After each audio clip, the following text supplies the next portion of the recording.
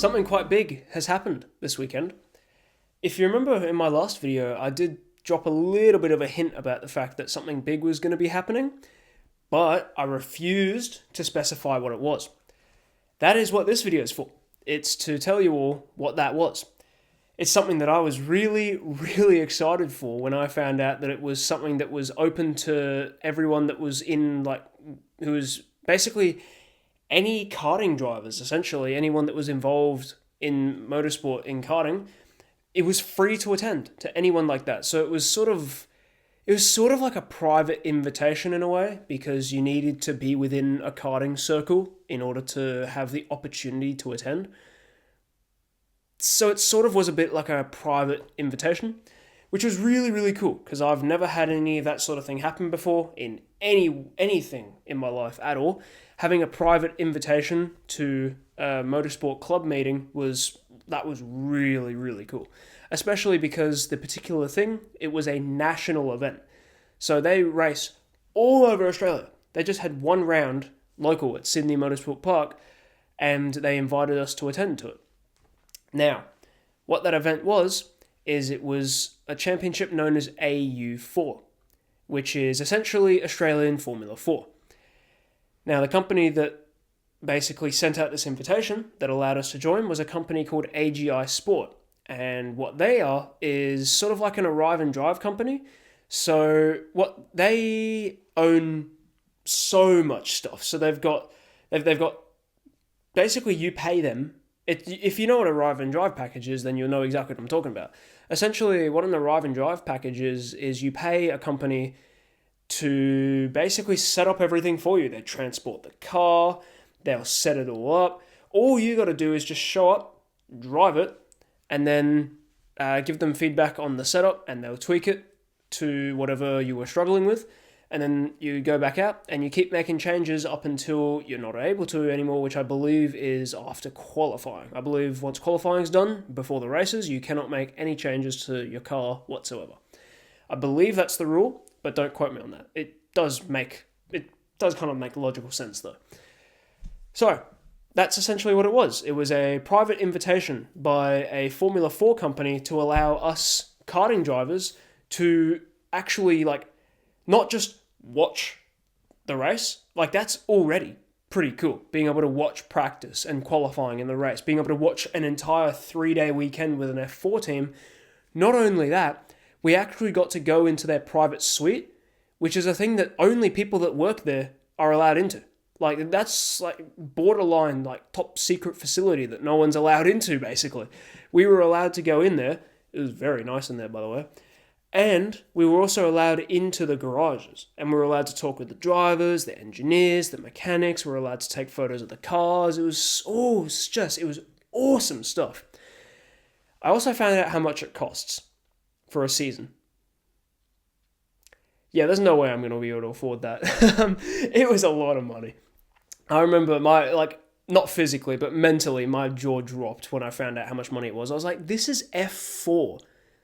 In formulas, it's one step up from karting. And it's 10 times the cost. It was just crazy. I was like, whoa. But it's doable. You just need to, basically you got to have, the only way you could really afford that is to have a full-time job, possibly even a night shift job as well, working 2 jobs and have sponsorship. That's pretty much the only way you'd be able to, someone like me would be able to afford that. That's pretty much the only way. Yeah. But it was really, really good insight. And that's something that was the huge part of it. That's the biggest thing I wanted from that, is networking opportunities and learning more about the sport. That was the 2 big things that I wanted to get out of that. And that's exactly what I got out of it. And I got it in spades. I got it in a lot. I think it was pretty much the entire point of them hosting that private invitation in the first place was for those 2 exact things. Maybe there's some other stuff in there as well. But those are probably the 2 biggest things. And that's exactly what I wanted to get out of it. And I got so much of it. It was actually really, really, really valuable. So, I would just like to take this moment, in case anyone from the team is watching, I would just like to take a moment to absolutely thank you to everyone at AGI Sport for hosting this event. It was just an absolute blast. I got to talk to 2 different drivers on the team, one of which was my age. By the way, for reference, I'm 19.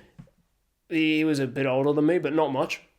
And one of the other drivers who's a bit younger. He's a teenager, which is pretty standard for F4. Like I was surprised when I found out there was a 20-year-old in F4. I was like, really? But yeah, they're both actually really nice people.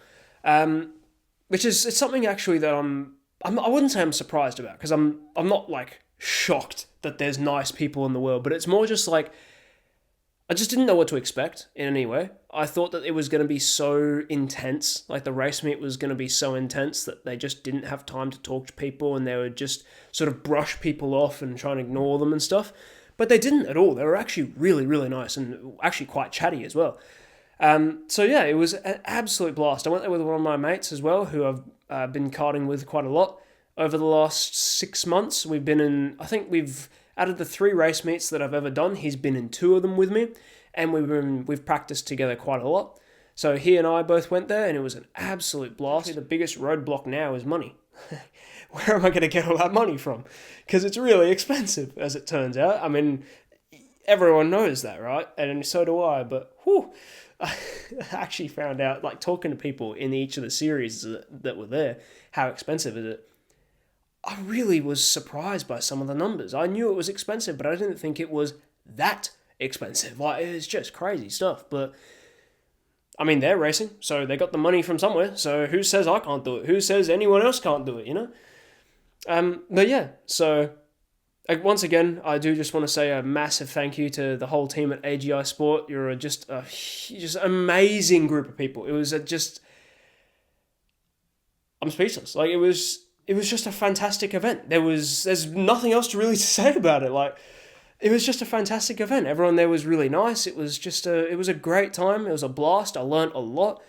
Seeing inside a professional garage was really something. It was like, you don't get that very often. It was very, very interesting. Like, you see it on TV, but actually being there in person is pretty cool. It's completely different to just peering through a TV screen, you know? Because you're not there. You're sitting there on your couch watching it.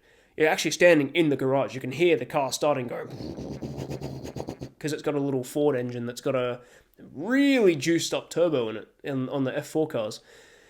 And so it's just sitting there going, and yeah, and the whole ground's vibrating. It was really, really good. It was so much fun.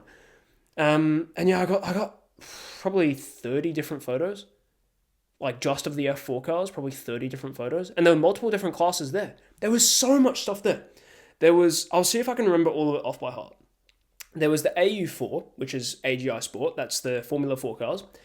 There was the Australian Prototype Series, which is, as the name suggests, it's prototypes. So things like Group CN, technically LMP3s are allowed, but there are none, I'm assuming because they're just too expensive. They're really hard to get your hands on, and they're very expensive to run. So basically it's just Group CN karts. There's some radicals in there as well, and there's also some caterhams as well. So there's that series. So there's AU4, Formula 4, there's the Australian Prototype Series. There was Formula Open, which is basically Formula 4 and Formula 3 cars from the 80s and 90s. Then there was the RX8 Cup, which is basically, it's a touring car series, very entry level for people who are fresh on their Motorsport Australia license. It's also just a very cheap series, you know. An RX8 only costs $30,000. It's a lot of money, but I mean, you could buy a car for 30 grand, but I mean, it's a racing car. But yeah, so only $30,000 for an RX8 that you can then race for the whole season. But just looking, I mean, it's a rotary engine as well, so there's that extra element. It's a manual. It'd be so much fun to drive. I really want to get one. I really want to drive it. I really want to, like, my first series in cars I really want to do is RX8, because that rotary engine, it sounded so good. But yeah, And I actually got to look at some of them as well, and you could see it's got one of those like cylinder gear knobs like they have in the rally cars, where it's not a sequential gearbox like the V8 supercars, but it's got like a regular H pattern with those massive cylindrical ones that you grab and you shove them into gear. But yeah, so it was just an absolute blast. See, can I remember any of the other series? Nah, not off the top of my head. I know that there was at least 2 others. I just remember seeing 2 others, but I can't remember what they're called. But that's the gist of it. There was, what's that? I think that's 5 or 6 different series that were happening.